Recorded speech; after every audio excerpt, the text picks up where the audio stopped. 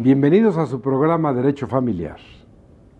Para continuar con el tema de la semana anterior, el derecho familiar y los controles de la constitucionalidad y la convencionalidad, esta que abre una nueva etapa, una nueva forma de administrar justicia en nuestro país, dado lo señero, lo que la Suprema Corte de Justicia de la Nación va indicando, va iluminando ese camino para que la administración de justicia sea mejor, más pronta, más expedita y sobre todo que alcance a todos los mexicanos. Hoy, para hablar de esta materia, tenemos el gusto que nos acompañe el licenciado Fernando Sosa Pastrana, a quien le doy la más cordial bienvenida. Maestro, qué gusto, gracias. Y el personaje que ustedes ya es conocido, el doctor Demetrio Cortés Ortega, quien ante nuestra insistencia de que venga, de que esté presente, que nos apoye con su sabiduría, no la escatima y hoy, para beneplácito, deleite de ustedes y de nosotros como conductores de este programa, le doy las más finas y expresivas gracias. Siempre es un placer estar con usted. Muchas doctor. Gracias. ¿Qué les parece si nos centramos un poco en la ley? Estamos hablando de cuestiones fundamentales, pero usted sabe que tenemos nuevas disposiciones constitucionales, que hay nuevos textos que usted, si no conoce, lo debe hacer o lo debe saber, y por ello voy a darle lectura a 2 o 3 renglones fundamentales de el nuevo artículo primero constitucional, que es base de lo que estamos diciendo. En este artículo reformado establece en el párrafo 3 lo siguiente: todas las autoridades, en el ámbito de sus competencias, tienen la obligación de promover, respetar, proteger y garantizar los derechos humanos, de conformidad con los principios de universalidad, interdependencia, indivisibilidad y progresividad. En consecuencia, el Estado deberá prevenir, investigar, sancionar y reparar las violaciones a los derechos humanos en los términos que establezca la ley. 1917 nació esta Constitución.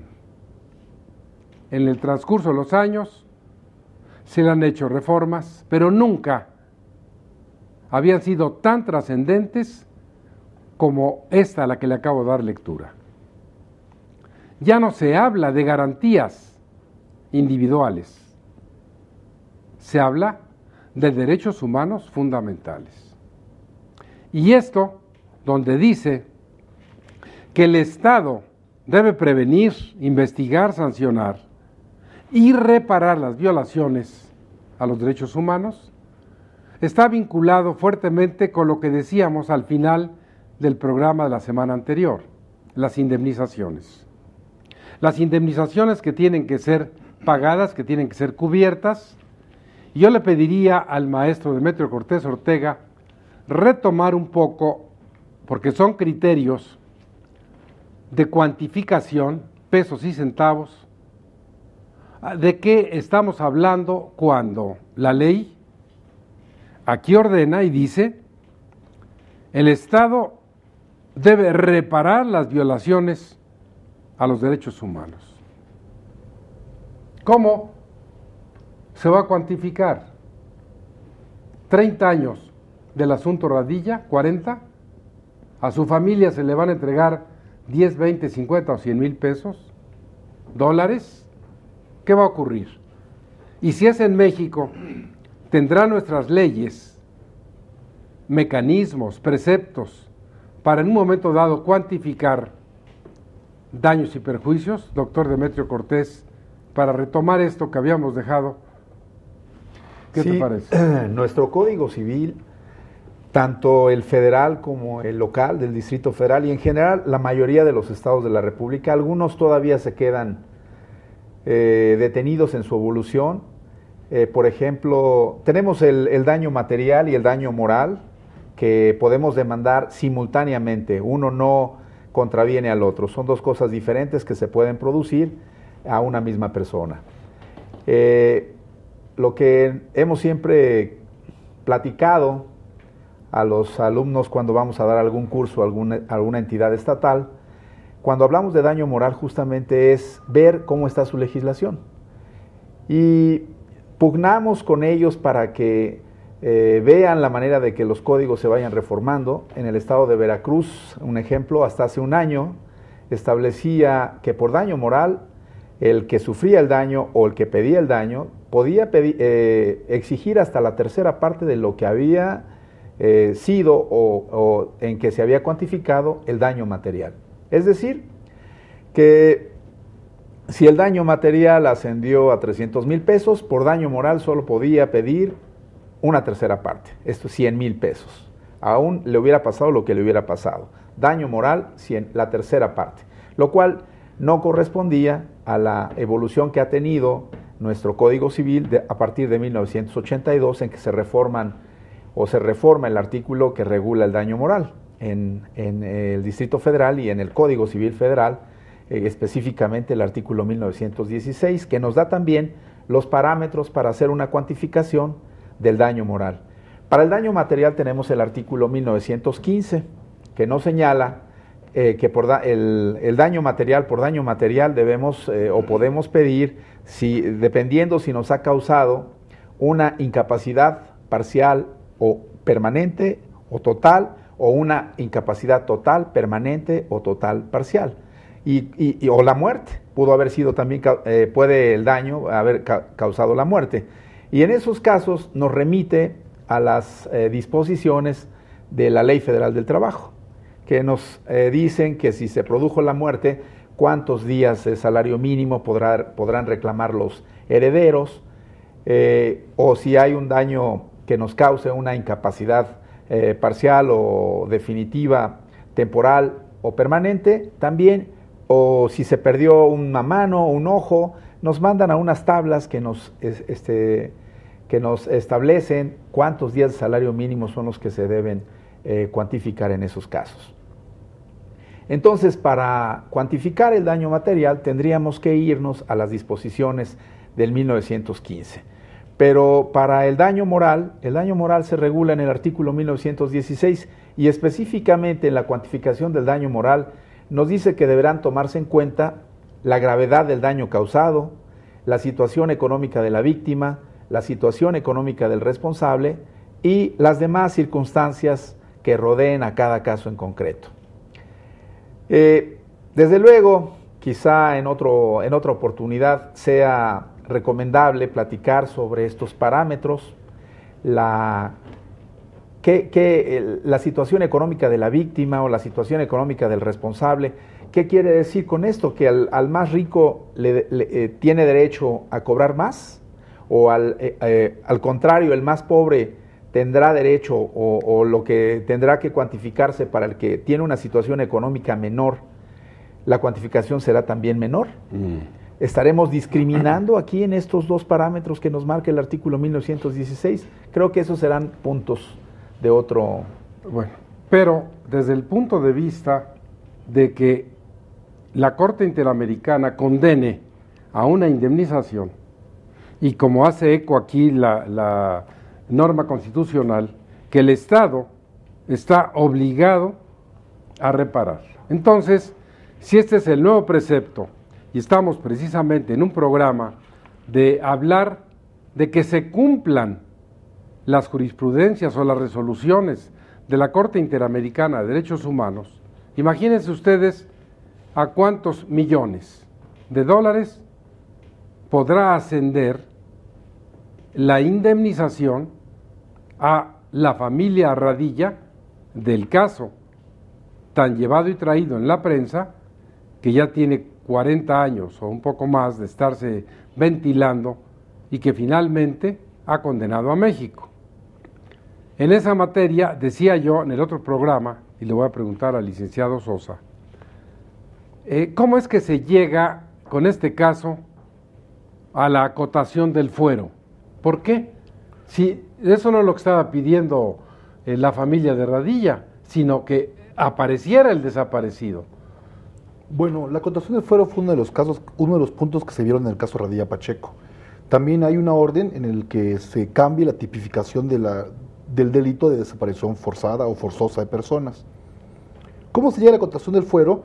Porque se considera en específico que el artículo 57 del Código de Justicia Militar no es compatible con los principios que sigue el Pacto de San José, el artículo 2, el artículo 8.1. ¿Por qué? Porque desde el momento que hay un particular envuelto en actividades desplegadas por militares, ya no existe esta igualdad del fuero. La razón del fuero militar perdería su razón de ser ante la convencionalidad. La Corte dedica para el fuero militar exactamente del párrafo 272 al párrafo 277 de la sentencia que dictó. El resto de los párrafos está dictado a otros puntos, como que el Estado mexicano tiene la obligación, en específico, si no mal recuerdo, el párrafo 336, el 336 obliga al Estado mexicano a hacer todo lo posible para encontrar el cuerpo del señor Radilla Pacheco y que esa búsqueda no le cause ningún tipo de gastos a la familia. Entonces, yo creo que es un análisis integral. Por eso esta sentencia de Radilla Pacheco es una sentencia que hay que verla, que tiene muchas repercusiones, no solo en la materia penal, no solo en la materia de expedición de justicia, sino hasta en la materia de educación, porque entre otras cosas que condena también a que el Estado mexicano se sensibilice y se haga más, y se acerque más a los tratados internacionales, porque pareciera que están ajenos a la actividad, no solo jurisdiccional, sino también legislativa y ejecutiva. Como decía el doctor Juan Luis González Alcántara, que estuvo con nosotros la semana anterior, los tratados no se cumplían y eran algo por ahí extra. Hoy son derecho positivo vigente en nuestro país, una vez que lo ratifica el Senado, y por ello, en esa supremacía, este principio constitucional y el esquema de fuentes del derecho en el ordenamiento nacional, les da un lugar específico, que se los leo, se los digo a ustedes cómo es. Primero la Constitución y después estos tratados internacionales y lo que sigue. Habría que aludir inclusive a la famosa pirámide jurídica de Kelsen, que hemos mencionado en otros programas, que ahora voy a hacer un corte y regresamos con ustedes para retomar esto que la Constitución nuestra señala, que es el fundamento para que le demos paso al control de la constitucionalidad y de la convencionalidad.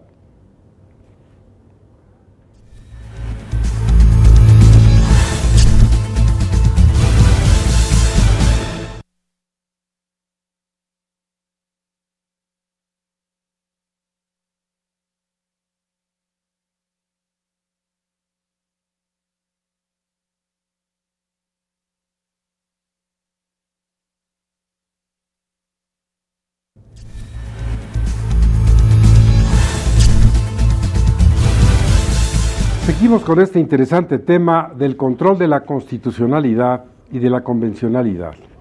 Les decía yo que precisamente la modificación que se hizo al artículo primero constitucional da los fundamentos para que podamos ampliar el campo de la administración de justicia en favor de los mexicanos.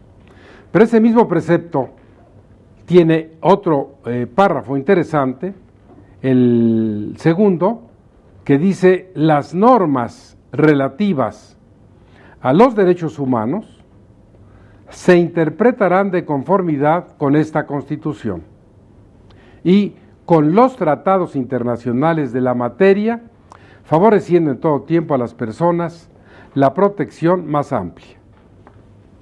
Esto es muy importante. Un paso que da la Corte, que en su momento lo dio el Senado, porque el Senado fue el que propuso estas reformas, y que ahora, como dice, estas normas relativas a los derechos humanos se van a interpretar conforme a la propia Constitución y los tratados internacionales. Precisamente los tratados internacionales están permitiendo al país un giro, un cambio de 180 grados, porque ahora estamos aceptando la jurisprudencia, las resoluciones de la Corte Interamericana y se obliga a todos los jueces.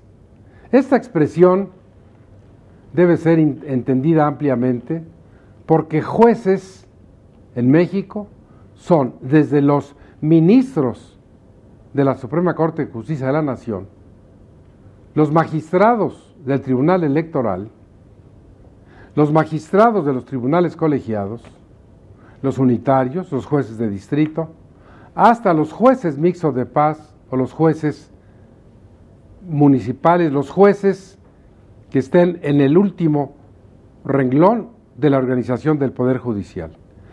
Todos están obligados. Entonces, el maestro Demetrio Cortés señalaba antes esta cuestión de obligación o de obligatoriedad de quienes ya resolvió la Corte. Ahora, sabemos, conocemos, están los jueces mexicanos capacitados para esto darle plena cabida y aplicación en México. Creo que algunos que se interesan en el derecho internacional sí están al pendiente de las convenciones, pero en todo caso, quienes no lo sepamos, estamos obligados ¿A qué? a estudiarlo. ¿Qué estudiamos? A estudiar las convenciones en las que México ha sido parte y en las que estamos obligados, sobre todo en derechos humanos, a aplicar de oficio, a conocerlas de oficio y aún cuando vayan en contra del orden jurídico interno. Por ejemplo, tú le estarías recomendando a las personas que nos ven, abogados, por ejemplo, acceder a estos convenios y aprenderlos, o escuelas de derecho, facultades, el propio Poder Judicial Federal que organizara cursos de capacitación. ¿De qué estaríamos hablando? Por supuesto, de las convenciones internacionales en derecho familiar incluso en todas las donde estén implicados derechos humanos, conocerlas, saberlas y pedir su aplicación. Y en dado caso de que no sean aplicadas, pues después se pedirá en las apelaciones, porque es una obligación. La jurisprudencia de la Corte Interamericana claramente establece que los jueces de oficio, los jueces, y como usted dijo hace un momento, entiéndase por juez todo aquel que deba juzgar, que deba dictar una resolución en una controversia planteada judicialmente. Pues ese resolutor es el juez, y entonces el juez debe de oficio aplicar la convención, y en términos del artículo primero de la Constitución, en lo que le beneficie o la norma que más le beneficie al justiciado, al justiciable. ¿Qué te parece esta materia? Porque a mí como profesor me preocupa, no es mi materia, pero no tenemos una cultura, un conocimiento, no sabemos en México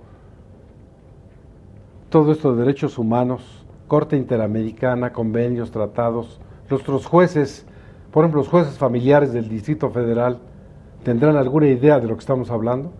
Maestro, como usted dijo perfectamente, es un problema de cultura.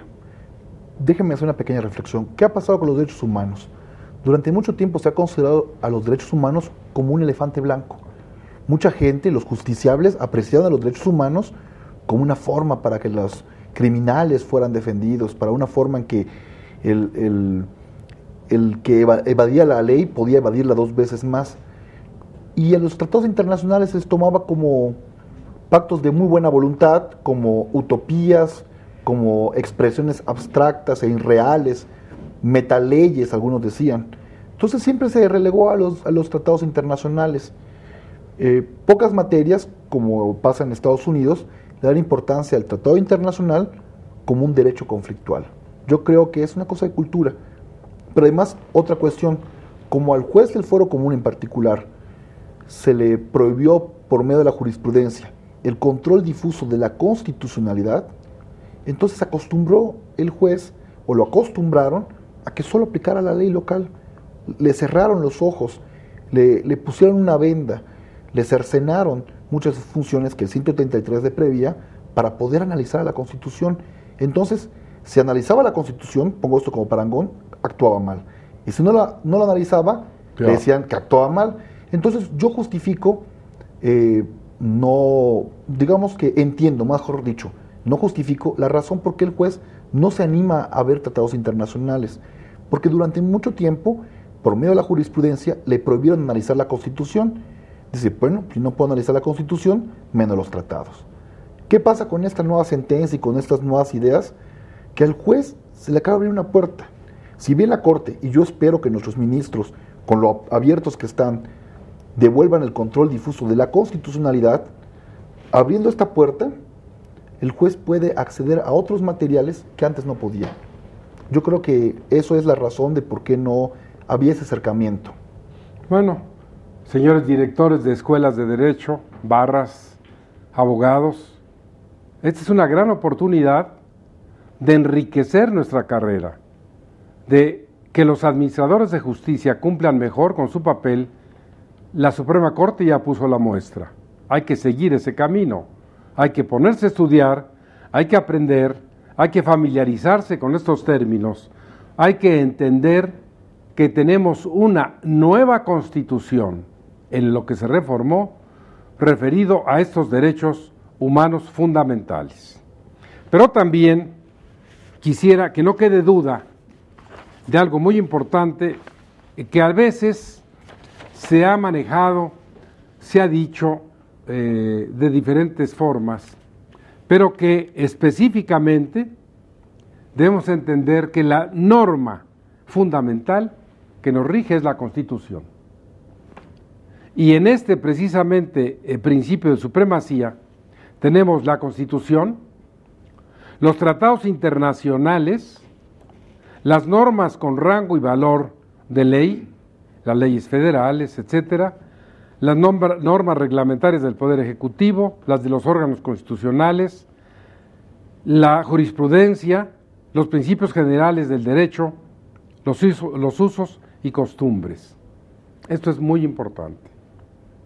En esta pirámide, la Constitución arriba y lo que sigue después.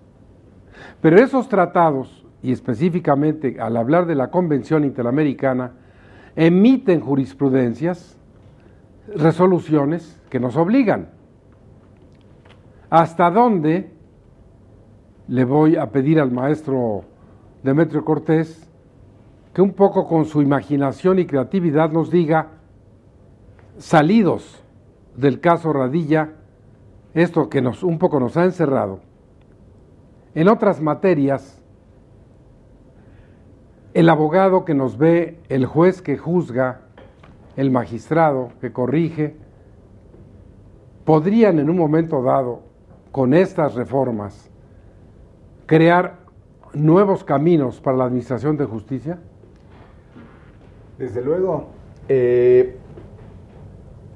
En su programa anterior platicamos algo al respecto. Creo que, en mi opinión, sobre todo, la última palabra ya no está en nuestros tribunales federales, donde terminaba el último camino, si estábamos, repito, si nuestra sentencia ya había cursado su primera instancia y ejercitábamos el juicio de amparo, y dentro del juicio de amparo, si se trataba de amparo indirecto y después en la revisión con el colegiado y el colegiado decía la última palabra, o si íbamos en amparo directo al colegiado y si cabía la revisión estábamos en la corte y ahí con la resolución de la corte o con la resolución del colegiado terminaba nuestro juicio, era la última palabra. Ahora no.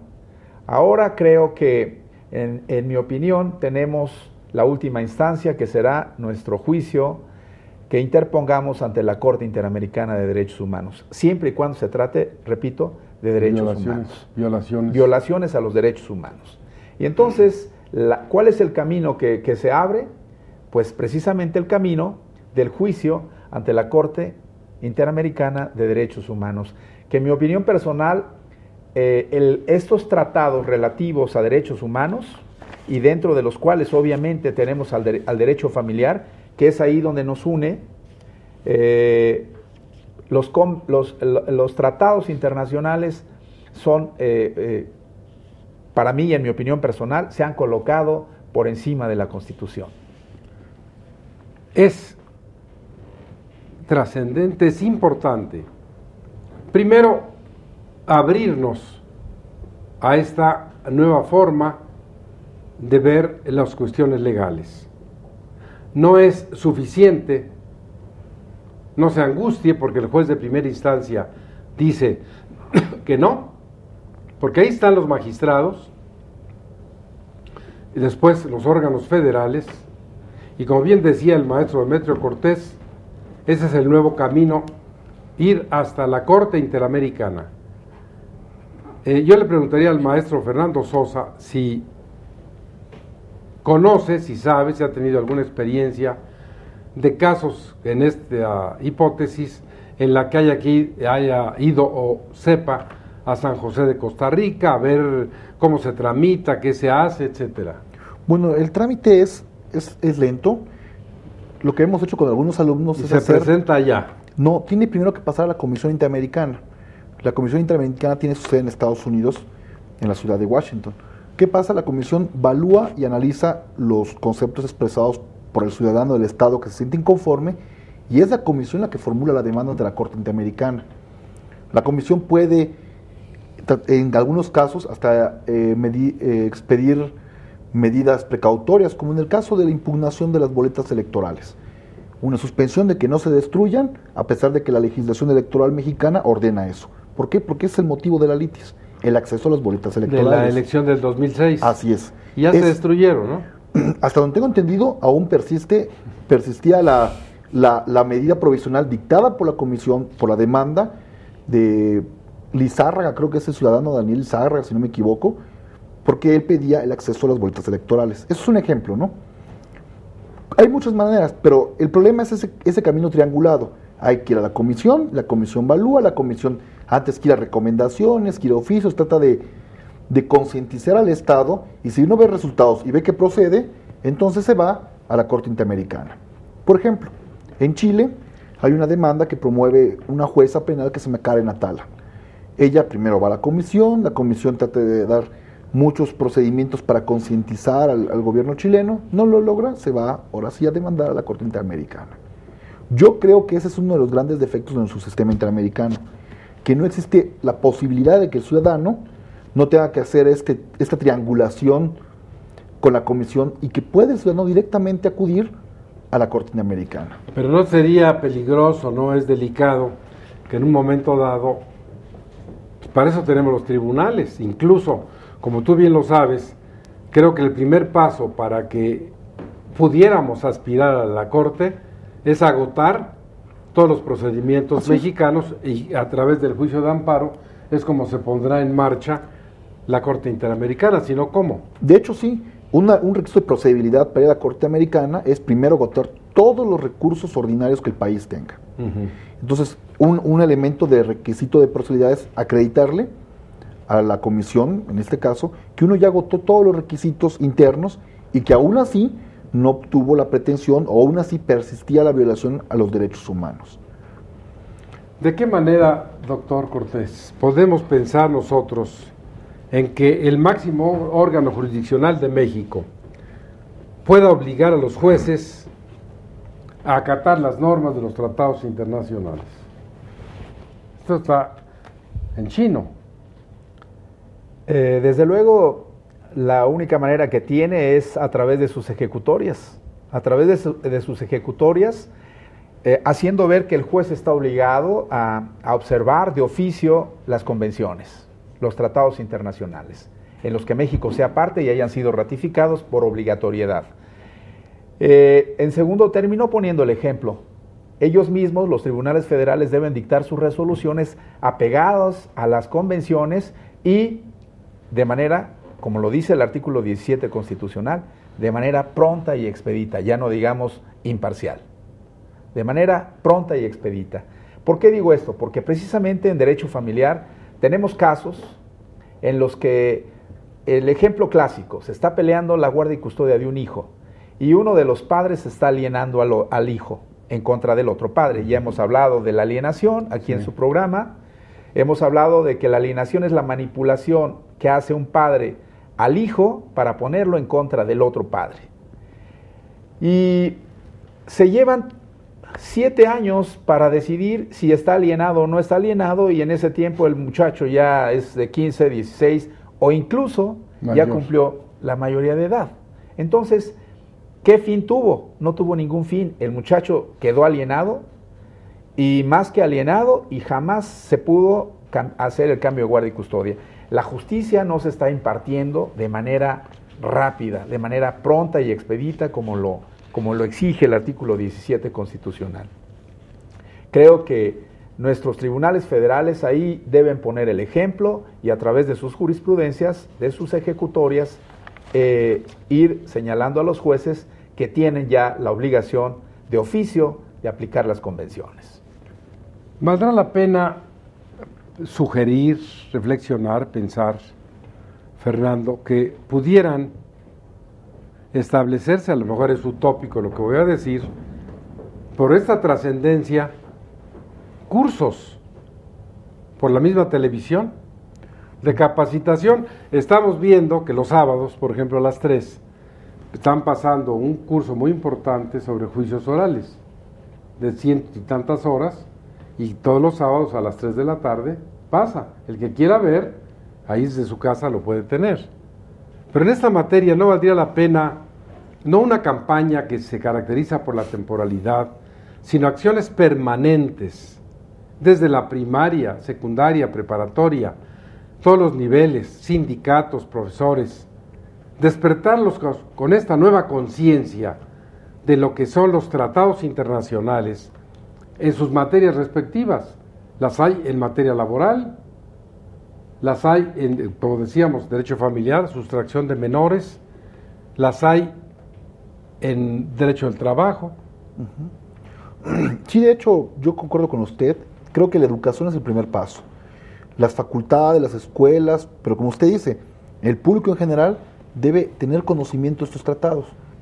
Usted decía en materia laboral, hay un caso que hay una tesis aislada de un tribunal colegiado de Monterrey que es muy bonito. A una señora la despiden, bueno, una señora renuncia con 6, 7 meses de embarazo. El tribunal colegiado dice, espérame, ¿cómo es posible que hayas validado esta renuncia cuando es ilógico que una persona que tiene 6, 7 meses de embarazo a punto de incapacitarte renuncie? Entonces yo creo que aquí válidamente podemos presumir, dice el colegiado, que fue presionada, y aplica un tratado internacional que por sus siglas en inglés se llama CEDAW, que es una convención para eliminar todas las formas de discriminación contra la mujer. Eso, por ejemplo, eso que tiene ahí la trabajadora, que fue un buen trabajo. Pero ¿cómo hacerlo llegar? ¿Cómo hacer que lo sepa, que esto sea parte de la cultura nuestra? Yo creo, como usted dice, desde la primaria, no solo enseñarle que hay derechos humanos, sino decirle qué son los derechos humanos. Eso es. ¿Qué son los derechos humanos? Es muy importante, es una cuestión que nos permite ir a un corte y regresar con ustedes en un momento.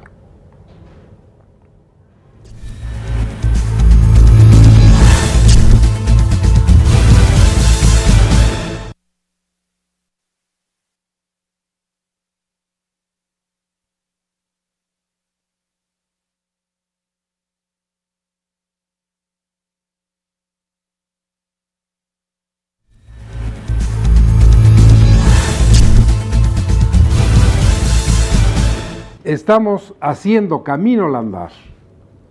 Estamos tratando de que esta sea una enseñanza, de motivarlo a usted, de transmitirle nuevos conocimientos, de exhortar a las instituciones de educación superior, a los sectores sociales, a los empresariales. Esta es una nueva oportunidad para los mexicanos de que mejoremos la administración de justicia en todos los campos. Evidentemente, si usted sabe cuál es su derecho, va a exigir, pero también va a tener que cumplir con su deber o con su obligación. En esas condiciones, me gustaría que ustedes escuchen al doctor Demetrio Cortés en la reflexión que él hace precisamente de cómo lograr que la administración de justicia, este control de la constitucionalidad, de la convencionalidad, se convierta en algo cotidiano para los jueces, que no sean términos que se requiera un abogado para entenderlos o un diccionario. Sí, esta obligación que es el control difuso de la convencionalidad, esta obligación que tiene el juez, todos los jueces, ahí es lo difuso, todos los jueces tienen la obligación de velar por el cumplimiento de las convenciones. ¿Cómo hacemos eso con un juez que esté en el municipio de Tzitzipantacuri, en Michoacán? A través de los cursos que usted mencionaba. Y de aquí una invitación a todos los jueces para que se actualicen en este tema. Y creo que lo que usted decía hace rato, otro de los puntos, no solo es la jurisprudencia, las ejecutorias que dicten los federales, sino, como hemos visto en algunas ya ejecutorias que están dictando, nuestros tribunales federales están conscientes y respetuosos de la convencionalidad. Por lo tanto, creo que ellos son los indicados para dar este tipo de juicios a través de este canal, que es el canal judicial. Creo que ellos deberían impartir a través del canal cursos para los jueces, cursos sobre este tema. Incluso, hace rato, reflexionando sobre este punto, creo que efectivamente, como mencionó Fernando, se abre la posibilidad de que los juzgadores, estamos entrando a una etapa de ilustración, porque desde el momento en que los jueces pueden analizar la Constitución en sus sentencias y las convenciones, le damos pauta para que aflore su intelecto, tengamos mejores argumentos en nuestras sentencias y se abra el panorama, se amplíe el panorama para la interpretación del derecho y el avance también del ordenamiento jurídico. Fernando, ¿hasta dónde este control de constitucionalidad es obligatorio para el Poder Judicial? Bueno, el control de la constitucionalidad solo es válido para los órganos que pueden hacerlo del Poder Judicial de la Federación. La Corte interpreta el artículo 133 y dice, a pesar de lo que dice nuestro artículo 133, dice la Corte en jurisprudencia definida, el control difuso de la constitucionalidad no está permitido. Por eso hace rato comentaba que el aceptar en las discusiones que tuvieron del cumplimiento del caso Radilla Pacheco, que son todos los jueces que pueden hacer el control difuso de la convencionalidad, están abriendo una puerta que cerraron con la jurisprudencia que prohíbe el control difuso de la constitucionalidad. Yo creo que el próximo paso es volver a abrir esta puerta y que los jueces puedan acercarse a la Constitución válidamente. ¿Qué pasa? Hay un alemán que se llama Peter Haberle y dice que lo ideal para un Estado constitucional es que sea una sociedad abierta de los intérpretes de la Constitución. Que toda la sociedad, como usted decía atinadamente, maestro, se acerquen a la Constitución y ahora a los tratados internacionales. Y que todos la entiendan. Que existan intérpretes primeros y últimos, esa es otra historia. Entonces yo creo que debemos apuntar a una sociedad abierta, primero, de intérpretes de la Constitución y una sociedad abierta de intérpretes de la convencionalidad. Pero creo que, perdón maestro, sí. creo que con la jurisprudencia donde se obliga el control difuso de la convencionalidad, forzosamente, porque la jurisprudencia no lo dice, los jueces de oficio deben velar porque se cumpla con la convencionalidad, a pesar de que haya contradicciones con el ordenamiento interno. Entonces, y nos dice ordenamiento interno, no nos dice normas locales, nos habla de todo el ordenamiento interno, incluyendo entonces la Constitución. Por lo tanto, aquí con esto está inmerso. Ya se devuelve la facultad a los jueces para que en sus resoluciones interpreten también a la Constitución.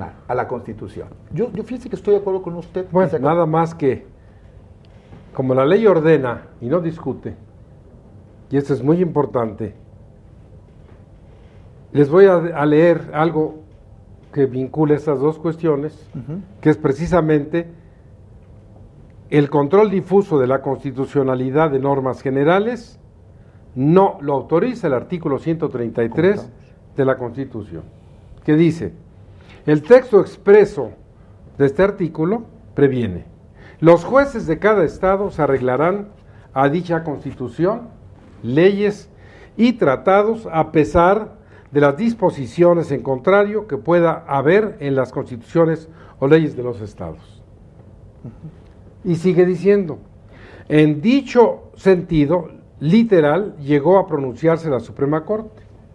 Sin embargo, la postura sustentada con posterioridad por este alto tribunal de manera predominante ha sido en otro sentido, tomando en cuenta una interpretación sistemática del precepto y los principios que conforman nuestra Constitución. En efecto, esta Suprema Corte considera que el 133 constitucional no es fuente de facultades de control constitucional para las autoridades que ejercen funciones materialmente jurisdiccionales respecto de actos ajenos, como son las leyes emanadas del propio Congreso, ni de sus propias actuaciones que les permitan desconocer unos y otros, pues dicho precepto debe ser interpretado a la luz del régimen previsto por la propia Carta Magna para ese efecto. Y viene la cita de los 5 amparos directos de la obligatoriedad de esta jurisprudencia. Y entonces, ¿avanzamos, difundimos, hacemos todo esto o nos quedamos con qué criterio? En este caso creo que el Pleno deberá cambiar su postura. ¿Otra vez? Otra vez. ¿Para estar acordes con la Corte? Con la Corte Interamericana y con la jurisprudencia que está emitiendo la Corte ¿tú qué opinas Interamericana. de eso? Fíjese que esa jurisprudencia que comentaba hace rato fue pronunciada antes de que se reformara el artículo primero. Claro, ¿Qué regla tiene la viene de los 98, 93 a 98. Y de hecho es un tema que el maestro Tena Ramírez, desde que era ministro, ya venía incursionando. Manejando. Yo creo que desde ahí difiero. ¿Qué pasa? Que pero hoy en el 2011... esta interpretación del 133 hermenéutica, sistemática, de la que yo difiero totalmente de la Corte, tiene un nuevo elemento, el artículo primero de la Constitución reformada. Ahora hay que adaptarlo. Hay que adaptarlo. ¿Qué tiene que hacer la Corte? Tiene facultades de interrumpir un criterio jurisprudencial como lo que pasó con la jerarquía. Un alcance, claro. O un alcance. Yo que creo, si me permite poner un ejemplo hipotético, porque no hay más.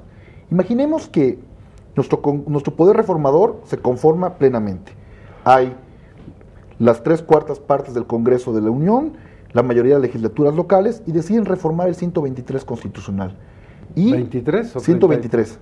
Eliminan todos los derechos laborales, ponen desigualdad de derechos entre hombre y mujer, ponen, todo. aumentan los... Yo me pregunto, ¿esa reforma es constitucional porque se hizo con los pasos que señala la Constitución? Pero en cuanto al fondo, ¿será acorde a los tratados internacionales? No, va a ser violatorio. Claro, de todos. los tratados internacionales hay un principio que se llama la universalidad y la progresión. ¿Qué quiere decir? Los tratados internacionales deben plasmar las cláusulas de eternidad, es decir, los puntos que jamás pueden modificarse de los pactos internacionales y locales. Por eso yo creo que, si bien yo no pienso mucho en la pirámide kelseniana, pienso más en la regla de reconocimiento de Hart.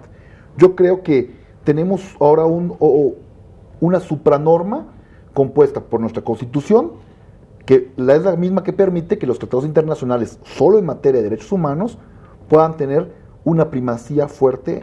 Pero no sobre la Constitución. Yo creo que están retroalimentándose.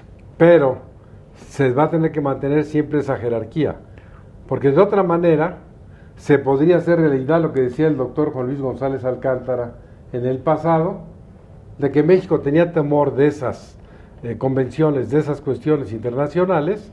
Bueno, ¿qué pasa en Estados Unidos? Este es un ejemplo que a la gente le va a impresionar. Estados Unidos firmó, pero no ratificó el Convenio de los Derechos de la Niñez. Claro. Por eso, a un niño de 1, 2 o de 3 años lo juzgan como un criminal completo, no con la protección que le da el artículo primero de la Convención. Entonces, lo que es definitivo, sobre todo porque estamos en la última parte del programa, y sería conveniente que te dirigieras a la teleaudiencia para que escuchen de ti algunas sugerencias, tu manera de definir el control de la constitucionalidad y de la convencionalidad para que no se les olvide esta temática tan importante. Bueno, yo podría definir al control de la convencionalidad como armonizar las normas internas con los tratados internacionales. Pero fíjate bien, ¿primero la convencionalidad o primero la constitucionalidad? Empezaría con la convencionalidad. ¿Por qué? De abajo para arriba, siguiendo su criterio de jerarquía, maestro. Ajá. Y el control de la constitucionalidad sería armonizar las normas de las entidades federativas con la norma constitucional. No, pero eso ya lo sacamos y ya estamos a nivel internacional. Claro. Ahora, el control de la constitucionalidad y la convencionalidad a nivel internacional, para ti, ¿cómo lo puedes explicar? Bueno, a nivel internacional, el control de la convencionalidad ¿Lo va a ejercer se ejerce en la dos Corte formas. o nosotros? Se ejerce en dos formas. Primero, en sede interna lo ejercemos todos los jueces. Todos los jueces tienen la obligación de hacerlo. Y de sede externa, o como decía el doctor Demetrio, concreto, solo la Corte Interamericana. ¿Y nuestra Corte? Nuestra Corte es otro juez, solo de otra competencia. Pues por eso cuando eso se discutió en el Pleno, que como siempre el canal de la transparencia nos permitió a todos tener acceso a todo lo que dijeron todos los ministros, sus reflexiones, sus puntos de vista, etcétera. Por eso hoy, con base en esa enseñanza, estamos siguiendo esas semillas, ese camino, para enriquecerlo. Entonces, estos jueces, estos ministros de la Corte, oyen esto y están obligados, o nada más es para que, si quieren, lo hagan. Están obligados. El párrafo 339 de la sentencia Radilla Pacheco es clara. La jurisprudencia de la Corte Interamericana y las convenciones son obligatorias. Esa es la palabra de Fernando. ¿Y la tuya? También, las decisiones de la Corte Interamericana obligan al Estado mexicano y se deben cumplir. ¿Y si no? ¿Qué? Vamos a suponer que no las cumple el Estado mexicano. Que hubieran dicho en el caso específico que llegó hasta allá, son criterios orientadores y ¿saben qué? No vamos a hacer caso de la resolución. ¿En qué estaríamos? Incumpliendo la convención, la resolución de la Corte Interamericana, y desde luego diríamos cómo vamos a obligar al Estado mexicano o cómo la Corte Interamericana va a obligar a que su resolución sea cumplida por el Estado mexicano. No dispone de una coerción física o material, pero tendríamos la coerción moral internacional. ¿Cómo queda México? Como un Estado incumplidor, violador de las convenciones en las que participa. ¿Será llamado a que participe en alguna otra convención? Si es un incumplidor, ¿para qué va? ¿Para qué va México a esas convenciones? Esa sería la interrogante. Entonces, en realidad, este control de la convencionalidad, para ti, ¿cómo se definiría con género próximo, diferencias específicas, algo así muy accesible? La obligación que los jueces tienen de observar en sus resoluciones lo establecido en las convenciones. O sea, esas cláusulas, esos pactos, eso, vamos a suponer que el juez en Guerrero no lo respeta. ¿Qué va a pasar?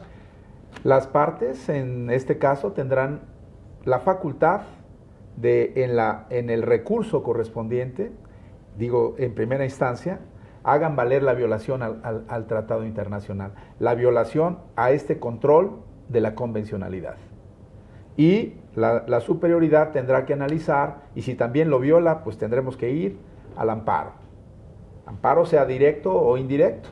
Y los tribunales federales tendrán que pronunciarse sobre si hay o no violación a la convencionalidad. Obligación que tiene el juez de aceptar, de acatar en su resolución lo pactado en el tratado internacional. Bueno, ya escucharon ustedes las doctas palabras de Fernando Sosa Pastrana, del doctor Demetrio Cortés Ortega, del doctor Juan Luis González Alcántara la semana anterior, donde hay una convergencia, una convicción de que vamos por el mejor camino para la administración de justicia en México, para todos los sectores.